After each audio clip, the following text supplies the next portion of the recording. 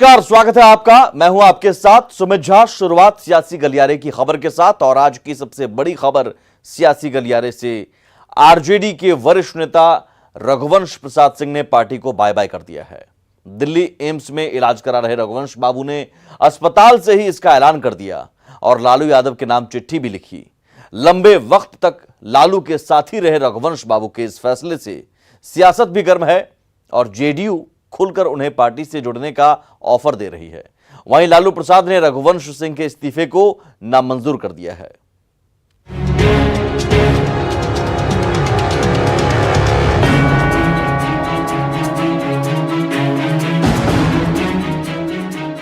विधानसभा चुनाव से पहले आरजेडी को बहुत बड़ा झटका लगा है। पार्टी के वरिष्ठ और कद्दावर नेता रघुवंश प्रसाद सिंह ने इस्तीफा दे दिया है। वो पार्टी के राष्ट्रीय उपाध्यक्ष पद से पहले ही इस्तीफा दे चुके थे। काफी दिनों से रघुवंश पार्टी में जारी गतिविधियों से नाराज चल रहे थे। दिल्ली एम्स में इलाज करा रहे रघुवंश बाबू ने अस्पताल से ही पार्टी के मुखिया लालू यादव को भावनात्मक चिट्ठी लिखी। रघुवंश ने लिखा, सेवा में राष्ट्रीय अध्यक्ष महोदय, रिम्स अस्पताल रांची। जननायक कर्पूरी ठाकुर के निधन के बाद 32 वर्षों तक आपके पीछे खड़ा रहा, लेकिन अब नहीं। पार्टी नेता, कार्यकर्ता और आम जन ने बड़ा स्नेह दिया, मुझे क्षमा करें। सादर, रघुवंश प्रसाद सिंह। रघुवंश प्रसाद सिंह के इस्तीफे पर आरजेडी के नेताओं की बोलती बंद है। सूझ नहीं रहा कि आखिर क्यों इतने पुराने नेता ने पार्टी से नाता खत्म कर लिया। नाराज चल रहे थे। उन्होंने कभी ये नहीं कहा कि किन कारणों से नाराज चल रहे हैं। वो कोरोना पॉजिटिव हुए थे, पहले वहाँ एडमिट होना पड़ा था। इसके बाद वो इस्तीफा उन्होंने उपाध्यक्ष पद से दिया है। आज ये खबरें आ रही है कि उन्होंने पार्टी से दिया है। ये सारे मसलों पर हमारा पार्टी का नेतृत्व इस पर पूरे मामले को देखेगा और वो पार्टी का जो नेतृत्व फैसला लेगा वो। लेकिन रघुवंश बाबू हमारे लिए, हमारी पार्टी के लिए एसेट थे।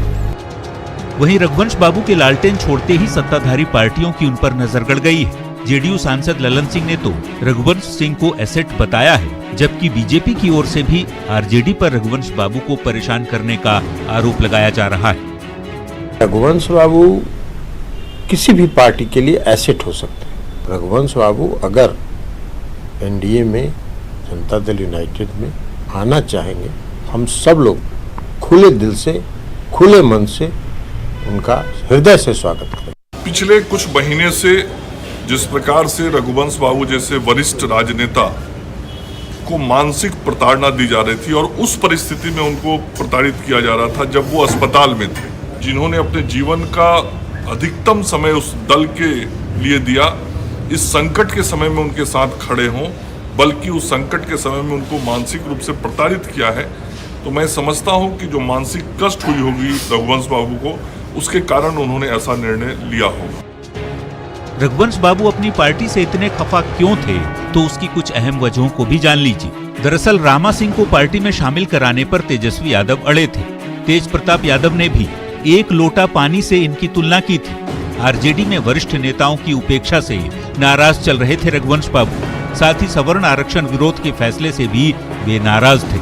अब भले ही रघुवंश बाबू ने नाराजगी के चलते पार्टी को बाय बाय कर दिया हो, लेकिन चुनाव से ठीक पहले उनका आरजेडी को छोड़ना पार्टी और खासकर तेजस्वी यादव के लिए मुश्किलें खड़ी कर सकता है। Bureau report, news 18। वहीं एम्स में भर्ती रघुवंश प्रसाद सिंह के इस्तीफे वाली चिट्ठी के जवाब में रिम्स में भर्ती लालू प्रसाद यादव ने भी हाथ से लिखी चिट्ठी भेज दी है। ये वो चिट्ठी है जो लालू यादव ने लिखा है।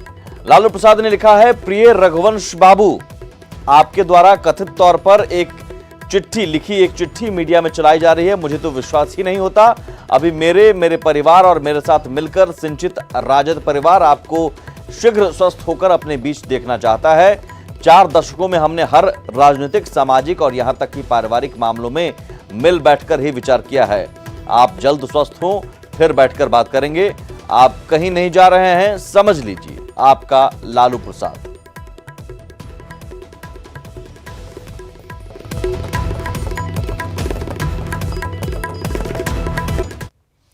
तो चुनाव के समय साथ छूटना पार्टी के लिए बड़ा झटका और जाहिर है रघुवंश प्रसाद सिंह कद्दावर नेता हैं, एक ईमानदार छवि है उनकी। रघुवंश सिंह आरजेडी में सवर्णों का बड़ा चेहरा है। रघुवंश प्रसाद सिंह लालू के पुराने साथी रहे हैं। 32 सालों तक लालू यादव के दाहिने हाथ के तौर पर वो हमेशा से रहे हैं, लगातार उपेक्षा से। लेकिन इन दिनों रघुवंश सिंह नाराज चल रहे हैं। रामा सिंह को लेकर रघुवंश सिंह ने विरोध किया था पार्टी में एंट्री को लेकर, और जाहिर है रघुवंश प्रसाद सिंह अगर पार्टी से नाराज हैं, इस्तीफा देते हैं, तो ये आरजेडी के लिए बहुत बड़ा झटका। एक तरफ आरजेडी को रघुवंश प्रसाद सिंह जैसे कद्दावर नेता छोड़ रहे हैं, तो अनंत सिंह जैसे बाहुबली तेजस्वी को सीएम बनाने की बात कहते हैं। मोकामा से निर्दलीय दबंग विधायक अनंत सिंह ने आरजेडी से चुनाव लड़ने की बात कही है। कभी लालू प्रसाद और अनंत सिंह एक दूसरे को देखना तक नहीं चाहते थे, मगर अब हालात बदल गए हैं। आरजेडी से रघुवंश आउट, आरजेडी में अनंत इन। बाहुबलियों के दम पर ताज की तैयारी।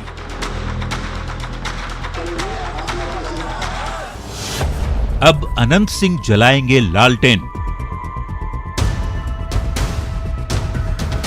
हम लड़ेंगे लालू यादव के सीट से। तेजस्वी जी मुख्यमंत्री होंगे, होल है। बिहार की राजनीति के दबंग विधायक अब लालटेन की लौ को तेज करेंगे। साफ साफ कहें तो लालू प्रसाद के छोटे बेटे तेजस्वी यादव को सीएम बनाएंगे। यकीन नहीं हुआ? लीजिए फिर से सुन लीजिए। विधानसभा चुनाव नजदीक है, समर्थक जानना चाहते हैं कि इस बार दादा किसके सीट पर और कहां से कुछ कर रहे हैं। हम लड़ेंगे लालू यादव के सीट से।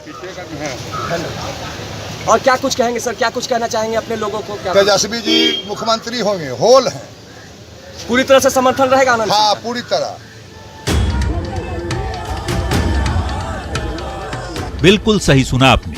कभी लालू प्रसाद का नाम सुनते ही बिदक जाने वाले अनंत सिंह को अब लालू से कोई शिकायत नहीं है। उनका बस एक ही सपना है, लालू प्रसाद के बेटे तेजस्वी को सीएम बनाना। अब कोई गिला शिकवा नहीं है। कभी लालू प्रसाद और अनंत सिंह एक दूसरे को फूटी आंख नहीं सुहाते थे, लेकिन राजनीति है, अनंत सिंह ने अपना ठिकाना खोज ही लिया। मगर नीतीश कुमार से उन्हें एक शिकायत है। क्या, जरा सुनिए। जेल में आपको खाना क्यों नहीं दिया जा रहा? सरकार विरोध है, पीना भी नहीं मिल रहा है। हाँ, दिखते हैं। बिहार सरकार से अनंत सिंह को शिकायत है कि उनको जेल में भरपेट भोजन नहीं मिल रहा। खैर, एक तरफ आरजेडी के संस्थापक सदस्य रहे रघुवंश प्रसाद सिंह जैसे लोग पार्टी छोड़ रहे हैं, तो अनंत सिंह जैसे बाहुबली तेजस्वी को सीएम बनाने की बात कर रहे हैं। अनंत सिंह की क्राइम कुंडली की यदि बात करें तो घर से AK-47 मिलने के मामले में वे जेल में बंद हैं। अनंत सिंह पर हत्या की साजिश रचने का भी आरोप है। अपहरण, हत्या, रंगदारी सहित कई मामलों में वे आरोपी हैं। फिलहाल पटना की बेउर जेल में बंद हैं मोकामा विधायक अनंत सिंह। धर्मेंद्र कुमार, न्यूज़ 18 पटना। हालांकि तेजस्वी यादव का बयान इसमें बहुत अहम होगा। क्या वो अनंत सिंह को पार्टी में शामिल कराकर अनंत सिंह को टिकट देंगे? क्योंकि इसी अनंत सिंह के बारे में तेजस्वी यादव ने लोकसभा चुनाव के समय कहा था कि बैड एलिमेंट को हम पार्टी में शामिल नहीं कराते हैं। तो क्या इस बार वो बैड एलिमेंट नहीं रहेंगे? लेकिन इन सब के बीच अनंत सिंह कभी नीतीश के करीबी थे, अपने ऊपर हुई कार्रवाई से नाराज हैं अनंत सिंह, और जाहिर है एक नए ठिकाने की तलाश में हैं। नीतीश के विरोध में अब लालू यादव के साथ होने का दावा कर रहे हैं। अनंत की पत्नी कांग्रेस से चुनाव लड़ चुकी है, निर्दलीय चुनाव लगातार जीते रहे हैं अनंत सिंह मोकामा से, और इस बार आरजेडी की टिकट पर चुनाव लड़ने का दावा कर रहे हैं। लेकिन तेजस्वी यादव क्या आरजेडी का टिकट थमाएंगे? आगे बढ़ते हैं। चुनाव से पहले प्रधानमंत्री नरेंद्र मोदी ने बिहार को फिर बड़ी सौगात दी है। इस बार फोकस कृषि और पशुपालन पर रहा।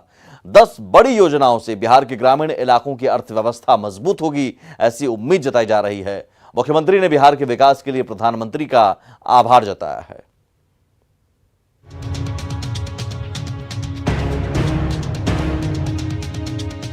प्रधानमंत्री नरेंद्र मोदी ने चुनाव से पहले बिहार को फिर बड़ी सौगात दी है। 254 करोड़ रुपए की योजनाओं का उद्घाटन और शिलान्यास किया गया है। इनमें मत्स्य पालन, पशुपालन और कृषि विभागों से जुड़ी योजनाएं शामिल हैं। विकास से जुड़ी 10 योजनाओं के जरिए बिहार में कृषि और पशुपालन के क्षेत्र में रफ्तार देने की कोशिश की गई। जनता के नाम की गई अहम योजनाओं में समस्तीपुर में मछली उत्पादन प्रौद्योगिकी केंद्र, समस्तीपुर में ब्लड बैंक, किशनगंज में रेफरल प्रयोगशाला, पटना में फिश ऑन व्हील योजना, बेगूसराय में वेटरनरी प्रौद्योगिकी केंद्र, जबकि मधेपुरा के बखरी गांव में बिहार के पहले फिश फीड फैक्ट्री का उद्घाटन शामिल है। ब्लू रिवॉल्यूशन यानी मछली पालन से जुड़े काम, व्हाइट रिवॉल्यूशन यानी डेयरी से जुड़े काम, स्वीट रिवॉल्यूशन यानी शहद उत्पादन से जुड़े काम हमारे गांवों को और समृद्ध और सशक्त करें। प्रधानमंत्री मत्स्य संपदा योजना इसी लक्ष्य को ध्यान में रखकर बनाई गई है। बिहार को एग्रीकल्चर के क्षेत्र में मजबूत बनाने के लिए मुख्यमंत्री नीतीश कुमार ने प्रधानमंत्री को धन्यवाद दिया, तो वहीं केंद्रीय पशुपालन और मत्स्य पालन मंत्री गिरिराज सिंह ने कहा कि इन योजनाओं से बिहार में रोजगार के अवसर बढ़ेंगे। पटना में भ्रूण प्रत्यारोपण तकनीक प्रयोगशाला का उद्घाटन किया जा रहा है आपके द्वारा, और इससे राज्य में दूध उत्पादन में बढ़ोतरी होगी और किसानों की आय में वृद्धि होगी। इसके लिए भी बहुत धन्यवाद। और हम लोगों ने जो किशनगंज है वहां पर, यहाँ बिहार में हम लोगों ने कृषि महाविद्यालय की स्थापना की थी। बहुत अद्भुत वो कृषि महाविद्यालय की स्थापना की गई है। उसको कोई देखेगा तो उतना बड़ा एरिया इस देश के किसी भी एग्रीकल्चर कॉलेज को नहीं। आपने दिया है एक दिशा जिसमें हम 70 लाख टन यानी 7 मिलियन हम ले जाएंगे 5 साल में। ये मत्स्य संपदा केवल मछली का उत्पादन नहीं बढ़ाएगा, करोड़ों युवकों को, महिलाओं को रोजगार के अवसर। चुनाव से पहले बिहार को मिली इन सौगातों से जुड़े वर्चुअल कार्यक्रम में डिप्टी सीएम सुशील मोदी, भाजपा के प्रदेश अध्यक्ष संजय जायसवाल, मंत्री डॉक्टर प्रेम कुमार, नंदकिशोर यादव सहित कई मंत्री मौजूद रहे। उम्मीद है कृषि और पशुपालन से जुड़ी ये योजनाएं ग्रामीण क्षेत्र के विकास में मील का पत्थर साबित होंगी। पटना से रवि एस नारायण के साथ ब्यूरो रिपोर्ट, न्यूज़ 18। और वहीं प्रधानमंत्री नरेंद्र मोदी बिहार को सौगात की दूसरी किश्त भी देने वाले हैं। 13 सितंबर को पीएम मोदी का ये पूरा कार्यक्रम है। दूसरी बार सौगात देंगे प्रधानमंत्री नरेंद्र मोदी। ये दूसरी किश्त होगी। 13 सितंबर को एक बार फिर से प्रधानमंत्री नरेंद्र मोदी बिहार को कई सारी सौगातें देने वाले हैं। इसमें पेट्रोलियम और प्राकृतिक गैस से जुड़ी योजनाओं की शुरुआत होगी। करीब 901 करोड़ रुपए की योजनाओं का शुभारंभ करने जा रहे हैं प्रधानमंत्री नरेंद्र मोदी 13 सितंबर को। इसके अलावा पारादीप, हल्दिया, दुर्गापुर पाइपलाइन की भी शुरुआत होगी। दुर्गापुर बांका के बीच पाइपलाइन का शुभारंभ होगा 13 सितंबर को ही। और बांका में एलपीजी बॉटलिंग प्लांट का भी उद्घाटन किया जाएगा। ये तमाम सौगातें बिहार को मिलने वाली हैं। सुगौली में न्यू एलपीजी प्लांट का भी शुभारंभ होगा। पीएम और नीतीश कुमार वर्चुअल सभा को संबोधित करेंगे। इस दौरान पेट्रोलियम मंत्री धर्मेंद्र प्रधान भी कार्यक्रम में मौजूद रहेंगे।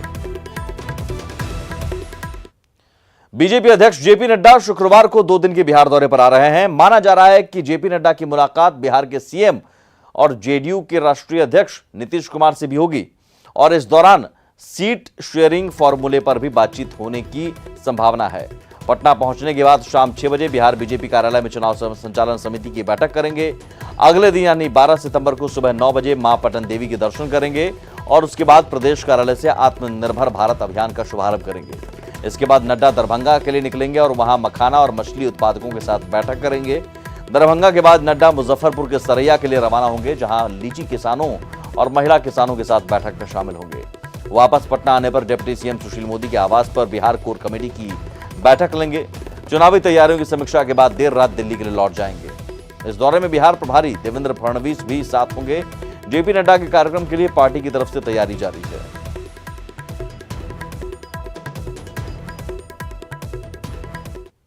हमारे राष्ट्रीय अध्यक्ष जेपी नड्डा जी का कल शाम में पटना आना होगा। चुनाव संचालन समिति की बैठक में वो भाग लेंगे। 12 तारीख को दरभंगा जाएंगे।